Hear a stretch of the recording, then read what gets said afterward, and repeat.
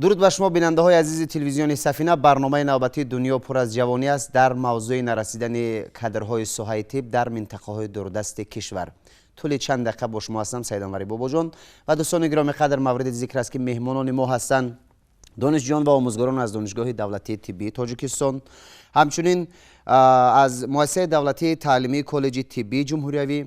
خب بیننده های عزیز، گمان میکنم موضوع به همه شما آشناست، نرسیدن کادرهای سوهای طب در منطقه های دوردست کشور. اولا شما رو خیر مقدم میگویم برای اونی که دعوت ما رو پذیرفتید و در برنامه ما اشتراک دارید. خب شروع میکنیم از همین مشکلی که گفتیم، نرسیدن کادرهای سوهای طب در منطقه های دوردست کشور. مسئله را سر چی میبینید؟ البته این مسئله یکی از مسائل مهم میباشد و پیش از آنی که اوید وضع تامین و نورسایی کادرهای طبی در مؤسسه‌های سوهای تندرستی جمهوری سخن رانم، میخواهم قید نمایم که امروز نورسایی کادرهای طبی خصوصیت گلوبالی دارد. یعنی امروز تمام کشورهای دنیا با این در روبرو با این مشکلات جای دارند و با همین خاطر هم از طرف تشکیلات عمومی جهانی تندرستی دو استراتژی تهیه و تحریزی کرده شده است.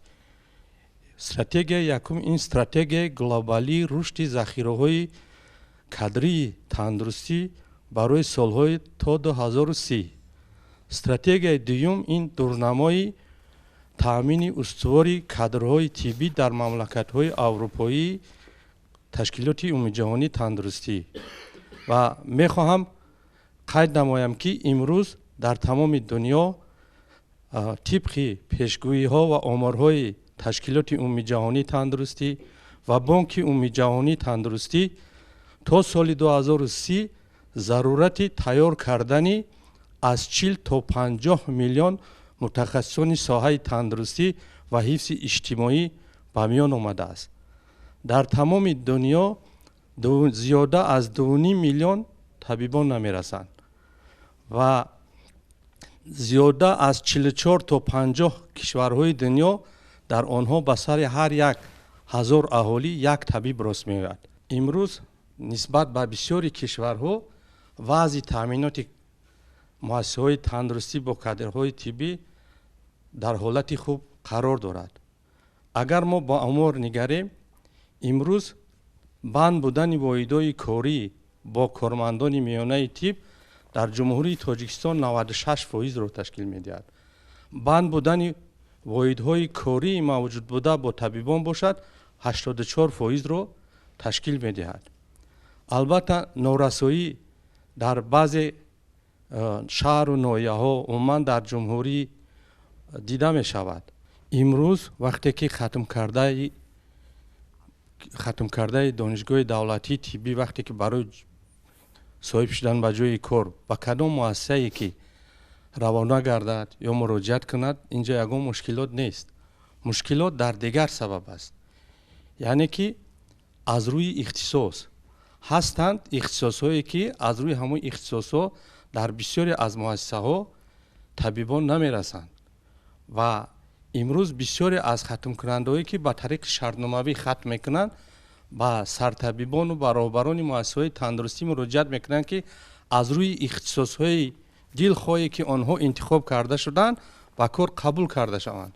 و من فکر می‌کنم که در غیر این، در عکس این حالتی که سرطبیب آن را به کار قبول ننماید نباید باشد.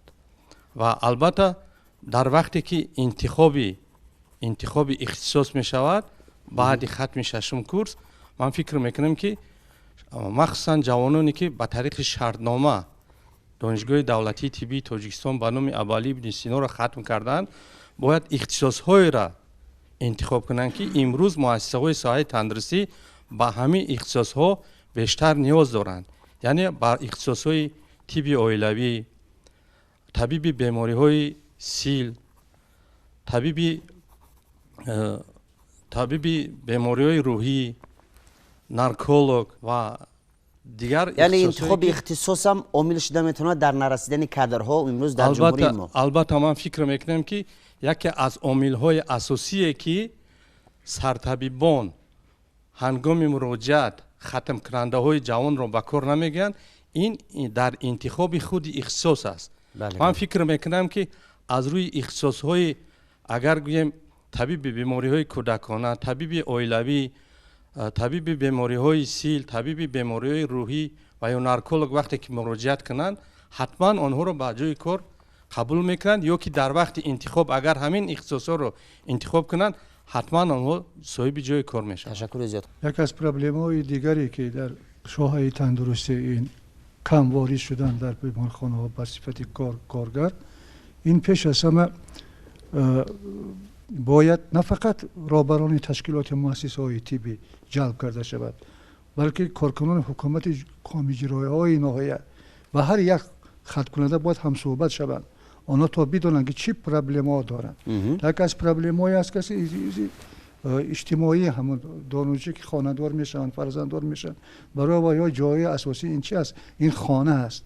برای همین من خودم همچون استاد هستم، من در از دانشگاه عالی طبی می باشم.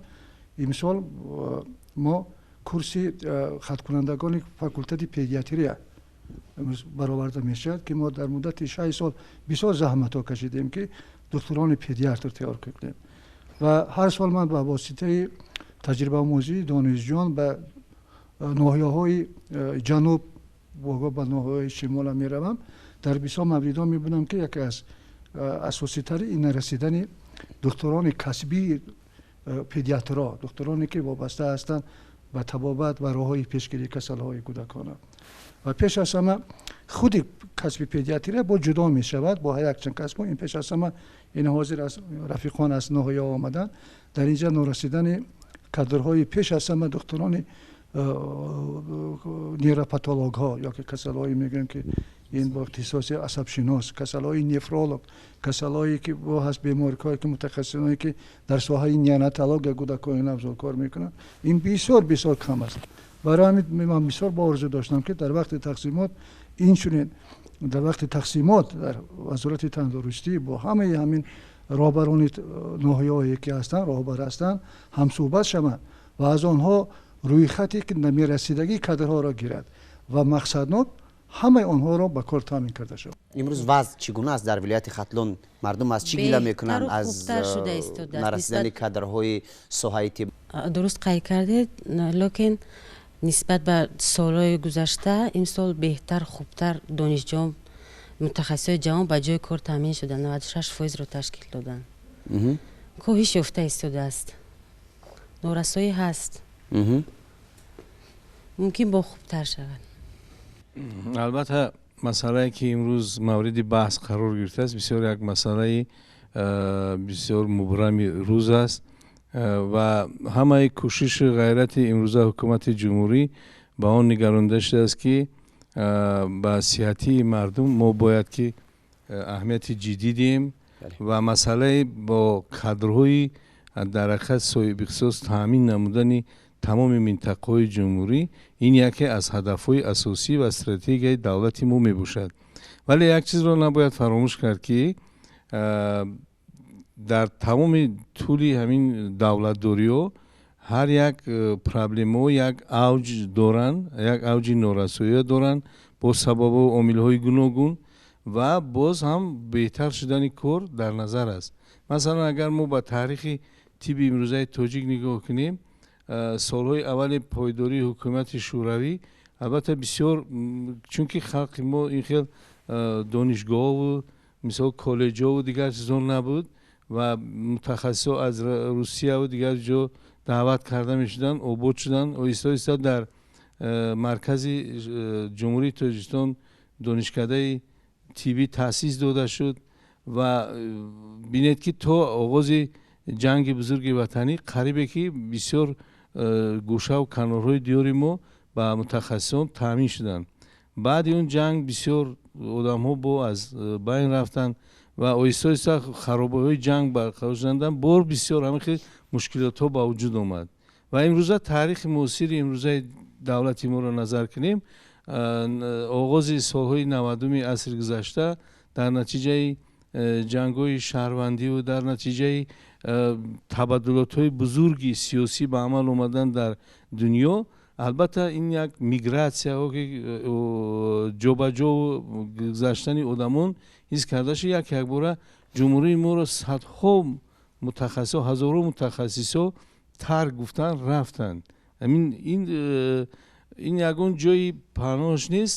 ҳукумати ҷумҳурӣ дар масъалаи таъминотнокӣ бо кадрҳои тиббӣ бисёр корҳои зиёдро анҷом дод.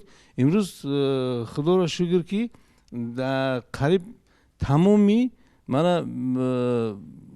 маҳалҳои ҷумҳурии тоҷикистон муассисаҳои таълимии тиббӣ фаъолият доранд. ҳар яке онҳо ҳадаф ҳамин аст ки таъмин намоянд. ман фикр мекардам ки имрӯз ҷумҳурии мо аз ҷиҳати таъминотнокӣ бо кадрҳои миёнаи тиббие ки ба таври умумӣ ба мардум хизмат мерасанд, яъне ҳамширои тиббӣ, момадояҳо, ҳамширои тиббии оилавӣ ки нисбати дигар ихтисосҳо боз ҷавонтар аст, қарибе ки таъминотнокӣ пурра ҳал шудагӣ аст.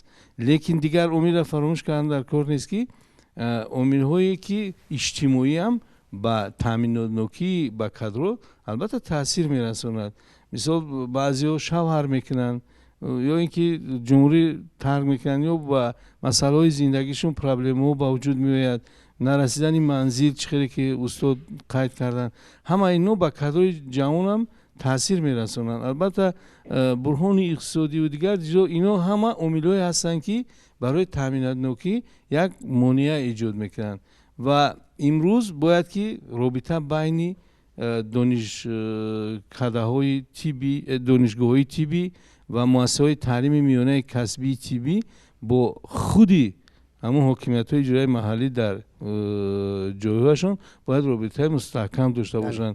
нисбати бояд ки ҳамон ҳокимиятҳои маҳаллӣ ҳам нисбати ин кор бетаваҷҷӯҳ набошанд. ба ҳамон ихтисосҳое ки бештар намерасанд имтиёзҳо дарёфт намоянд, ки дар вақте ки онҳо хатм мекунанд ба ҷои кор таъмин бошанд. боз дигар як проблема аст ки ин проблема бо тараққиёти техникаву таҷҳизотҳои тиббӣ, бо дастовардҳое ки имрӯз илми тиб доранд. мана чӣ хеле ки аз паёмам таъкид карданд ки мисол бояд ки то соли 2004 саросар бо техникаҳои компютерӣ ҳаминҳо дар тиб ҳам ҳастанд. ана ин хел мутахассисҳо камтар ҳастанд. мо бояд ки ҳаракат кунем ки ин хел мутахассисое ки муосира бояд тайёр кунем. бояд ҳокимияти маҳаллӣ ҳам нисбати бетаваҷҷӯҳ набошад ва ё ин ки чӣ мегӯянд заказчик ё ки фармоишгар ворӣ бо муассисаҳои таълимӣ шартномаҳои сетарафа банданд ва ин масъаларо ман фикр мекунам ба ҳамин роҳҳо ҳал кардан мумкин аст. тибқи маълумоти маркази омур ва иттилоъоти тиббӣ назди вазорати тандурустӣ ва ҳифзи иҷтимоии аҳолии ҷумҳурии тоҷикистон, имрӯз дар муассисаҳои тандурустии ҷумҳурии тоҷикистон 2385 нафар кормандони миёнаи тиббӣ намерасанд ва асосан ин норасоиҳо чӣ хеле ки устодон қадр карданд дар ба ноҳияҳои дурдасти вилоятҳои қатлон, бадахшон ва суғд вобастагӣ дорад ва дар ҳақиқат сабабҳои асосӣ ба ҷои кор нарафтан ё ба кор таъмин нагаштан ин ба фикри ман асосан масъалаҳои иҷтимоианд. ва албатта имрӯзҳо ҳукумати ҷумҳурии тоҷикистон бо сарварии пешвои муаззами миллат муҳтарам эмомалӣ раҳмон корҳоро оиди баланд бардоштани сатҳи маоши кормандон ва чӣ хеле ки ба тозагӣ мо дар паём шудем соли имсол аллакай ба 15% маоши кормандони соҳаи тандурустӣ баланд хоҳад гашт ва ин омилҳо албатта ҳавасманд мегардонанд кормандони миёнаи тибро ки ба кор раванд ва ба кор таъмин шаванд. танҳо дар соли 2019 дар 25 коллеҷҳои тиббӣ ки дар ҷумҳурии тоҷикистон чи давлатӣ ва чи ғайридавлатӣ фаъолият мекунанд, зиёда аз 10165 нафар кормандони миёнаи тиб имсол хатм намуданд ва ҳамаи онҳо ба кор сафарбар гаштанд.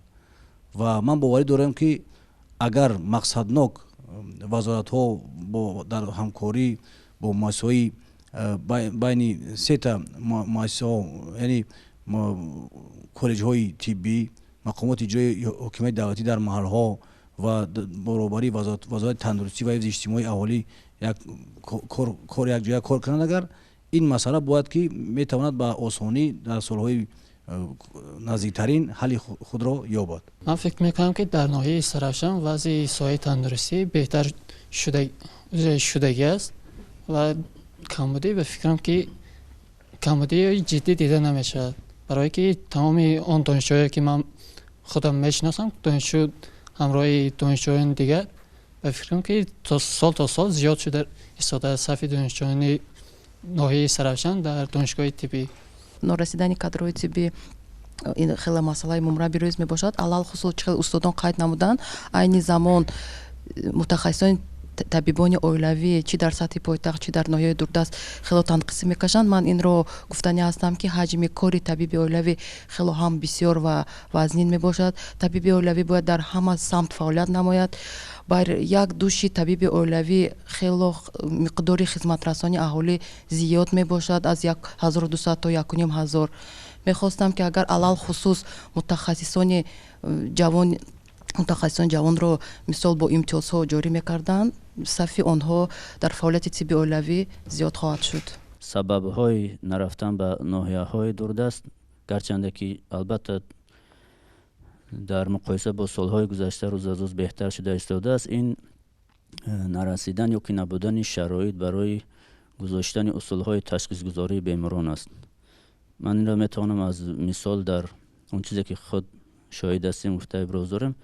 масалан вақте ки мо шогирдонро ба ноҳияҳои дурдаст баъди хаттам мераванд, албатта ки чун бо мо дар алоқаи телефонӣ ҳастанд, ягон ҳодисаҳо барои зимни гузоштани ташхис ва табобати беморон мушкилтар шавад, албатта дар алоқа мешаванд ва вақте ки мо мепурсем ки масалан аз ташхиси ултрасадоӣ чӣ дод ё ки чунин намуди таҳлилҳои хун чӣ дод, мегӯянд ки дар инҷо мо надорем ҳамин шароитро ки мо ҳам чиза бинем.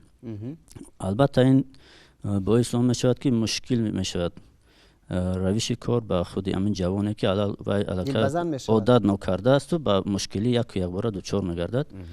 ин яке аз фикр мекунам ки омилҳои муҳиме аст ки чунин мутахассисон аллакай аз он ҷо дилмонда мешаванд. асосан дар ноҳияи дурдаст, масалан дар кадом ноҳияҳо? ноҳияи балҷувон, ноҳияи муминобод, ноҳияи шамсиддин шоҳин, ноҳияи кулоб, худи кулоб ҳаста норасои кадрҳо, ноҳияи восеъ ҳастанд ноҳияҳое ки талаботашон нисбатан зиёдтар ҳастанд. яъне кадрҳои соҳаи тиб намерасанд. шумо ҳамчун мутахассисе ки дар масалан шӯъбаи кадрҳои раёсати тандурустии минтақаи кулоб кору фаъолият мекунед, омилро сари чӣ мебинед? масалан тӯли чанд сол аст ки фаъолият мекунед? ман гумон мекунам ягон мушкилие ки ҳамон ҷо ғунҷоиш дорад ки ин мушкилӣ аллакай хеле домангир аст. бибинед ки дар чанд ноҳия. бале чихел ки устодон қайд карданд, яке аз ин омилҳояш ин надоштани ҷои зист дар ҳамон ноҳияҳо, баъд хоҳиши як ихтисосҳои онҳо интихоб мекунанд ки дар он ноҳияҳо аллакай ин воҳидҳои корӣ бисёр банд ҳастанд. бисёр хоҳиш мекунанд ҷавонони мо ки ихтисосҳоеро гиранд ки нисбатан даромаднок дар корӣ бошанд. бале ва мардумам аз ин набудани ин гуна гумон мекунам ихтисосҳои ин гуна табибон мушкилӣ доранд. бале албатта ҳастанд мутахассисоне ки ҳастанд ба мисли чихел устод қайд карданд, табибони бемории кӯдакона, табибони бемории кӯдаконаи дил, асабшиноси кӯдакона, бемории наркологӣ, бемории рӯҳии кӯдакона ва бемории чашм дида мешаванд. асосан чихел ки устодон қайд карданд, ин интихоби ихтисосҳо ҳастад, лекин дар мо камтар аст, норасои кадрҳои мо камтар аст.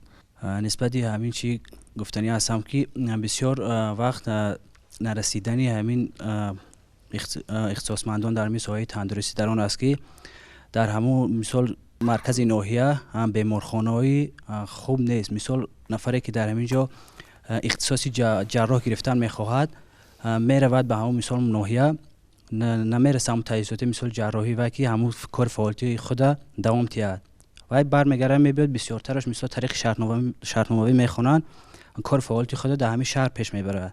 дар мо норасоии кормандони миёнаи тиб қариб ки камтар дида мешавад, лекин норасоии табибон нисбати кормандони миёнаи тиб қариб 2 баробар аст. یعنی امروز زیاده از 3,500 طبیب در جمهوری نمیرسد و البته این مشکلات امسالانه است و خوبی کار در سر آن است که سال به سال این مشکلات راه حل خود را یافته ایستاده است و طبق آمارهایی که موجود هست از سال 2010 تا این جانب همه ساله زیادشوی مقدار طبیبان و کارمندان میانه طب در جمهوری تاجیکستان دیده می شود. یعنی که یگانه مملکتی که زیادشوی مقدار طبیبان و کارمندان میانه طب در بین سابق اتحادیه شوروی دیده می شود این جمهوری تاجیکستان است. یعنی مشکلات هست لیکن از سال 2010 این طرف این مشکلات راه حل خود را یافته ایستاده است و من فکر میکنم که این یک چند سبب دارد.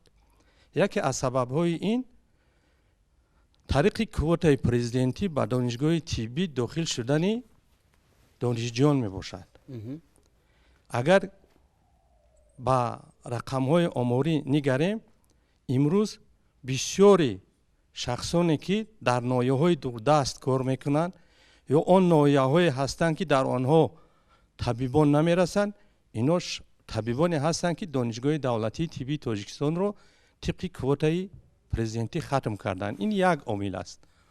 عامل دیگر این دادن امتیاز به داوطلبان شهر ناحیه‌های است که در آنها طبیبان نمیرسد و این باعث آن گردید که سال به سال این مشکلات راه حل خود را یابد و من فکر میکنم که تأسیس دانشگاه دولتی طبی ختلان این در آینده مساعدت می نماید که نارسایی در این منطقه نیز به پورگی از بین برده شود یا کمتر کرده شود. و اگر ما با رقم‌های آماری نگریم امروز در تاجیکستان به سر هر یک 10,000 اهالی قریب 21 نفر طبیب راست می‌آید. ولی در منطقه ها این رقم این نشان دهنده فرق میکند. اگر در ولایت سوخت این نشان دهنده نسبت به هر 10,000 اهالی 19 رو تشکیل دهد، در ولایت ختلان باشد این 11 عدد رو تشکیل میدهد. یعنی که یکی از سبب هایی که در ولایت ختلان دانشگاه دولتی طبی تاجیکستان با دستگیری و ابتکار پیشوای معظم ملت تأسیس شده شد، این سببش بهتر نمودن وضع تامین مؤسسه‌های ساحه تندرستی با کادرهای طبی می باشد. و من فکر میکنم که آن عامل هایی که امروز در بعض جایها کادرها یا طبیبان به جای کار نمی روند یک چند سبب ها دارد و پیش از همه باید قید کرد که اگر نگریم چخیلی که گفتیم قریب 3,500 واحدهای کاری خالی طبیبان است. ختم قریب 1,100 نفر رو تشکیل میدهد. یعنی پس بیاد یک سری مسئله فکر کنیم که برای چی وقتی که چخیلی که شاگردان گفتن مراجعت میکنن من با بعضی گفته های شما راضی هستم با بعضیش راضی شدن نمیتونم. با کدام خاطر؟ با اون که در حقیقت امروز سطح تربیه کادرها در دانشگاه دولتی طبی تاجیکستان بسیار بلند پیش رفته است.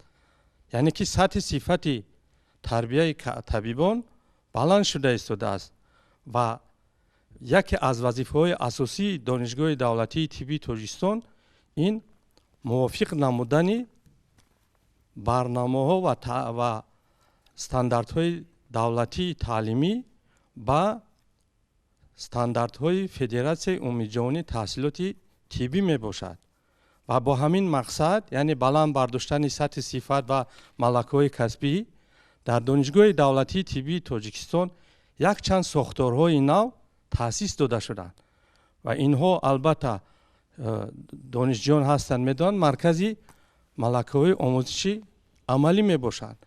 در این مرکز دانشجویان از 13 ихтисос метавонанд ки 400 малака зиёда аз 400 малакаҳои касбиро дар таҷҳизотҳои ҳозиразамон омӯзанд, санҷиш гузаронанд.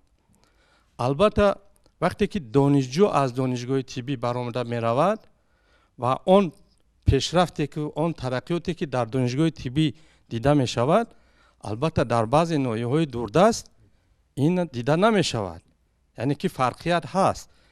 лекин ман фикр мекардам ки вақт хатмкунандаи донишгоҳи давлатии тиббӣ бисёртар бояд ки тибқи талабот ихтисосро интихоб кунад.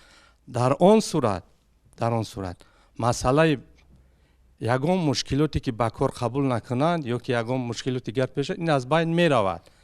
албатта дигар мушкилотҳо ҳам ҳаст. мушкилотҳо ҳамин ки дар баъзе ноҳияҳои дурдаст аз сабабе ки табибони бо таҷриба намерасад, ҷавон вақте ки мутахассис ҷавон меравад, имконияти дар он ҷо аз худ кардани усулҳои нави ташхису тавобату пешгирии бемориҳоро надорад.